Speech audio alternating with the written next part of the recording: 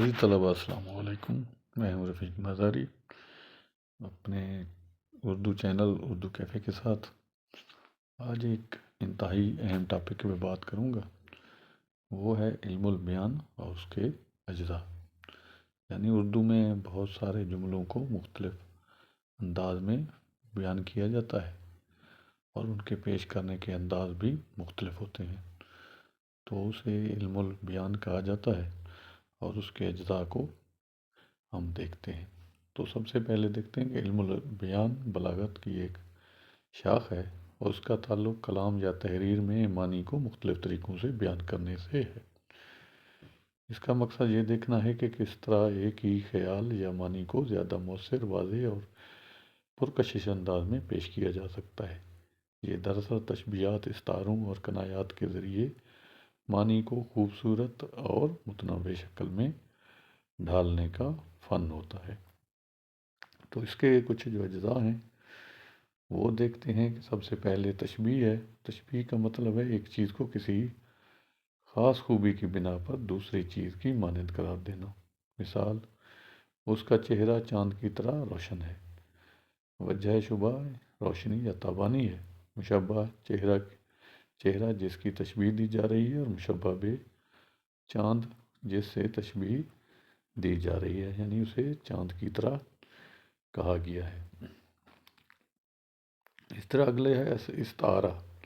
استعارہ میں مجازاً ایک لفظ کو اس کے حقیقی معنی کے بجائے عارضی طور پر کسی دوسرے معنی کے لیے استعمال کیا جاتا ہے، یعنی ایک چیز کو عین دوسری چیز قرار دے دیا جاتا ہے۔ یہ دراصل ایک تشبیہ ہے جس میں حرف تشبیہ مانند کی طرح اور مشبہ کو حذف کر دیا جاتا ہے۔ مثال، ہمارے گھر کا چاند آ گیا۔ اس میں چاند سے مراد کوئی پیارا شخص ہے۔ یہاں پیارے شخص کو عین چاند قرار دیا گیا ہے، یعنی اسے چاند کی طرح پیارا کہا گیا ہے، یعنی چاند سے اس کو تشبیہ دی گئی ہے۔ اسی طرح علم البیان کا اگلا حصہ جو ہے وہ ہے مجاز مرسل۔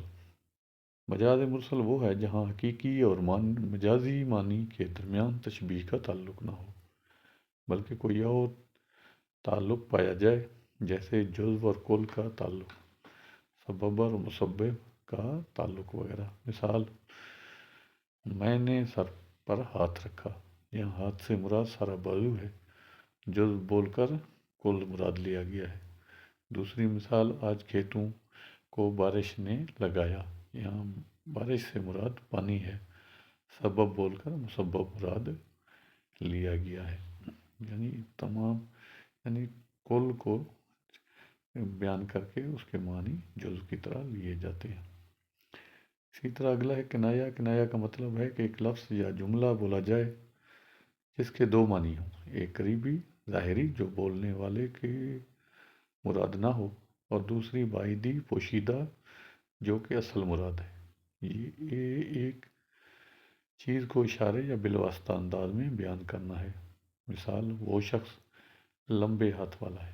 قریبی معنی ظاہری ہاتھ کا لمبا ہونا، لیکن بعیدی معنی مراد وہ شخص سخی ہے۔ یہاں لمبے ہاتھ سخاوت کے لیے کنایہ ہے۔ خلاصہ، علم البیان کا کلام زیبائش، قوت اور وضاحت پیدا کرنے کا علم ہے، اور یہ اپنے اجزاء تشبیہ، استعارہ، مجاز مرسل، کنایہ کے ذریعے زبان کو عام سطح سے بلند کر دیتا ہے۔ تو یہ تھی ان کے اجزاء جو آپ کے سامنے میں نے بیان کیے ہیں۔ امید ہے آپ اسے پسند کریں گے اور علم البیان کے اجزاء کو یاد بھی رکھیں گے، ان کی وضاحت بھی کر سکیں گے۔ امید ہے ویڈیو آپ کو پسند آئی ہوگی۔ اسے شیئر کریں، لائک کریں، اور تھینک یو۔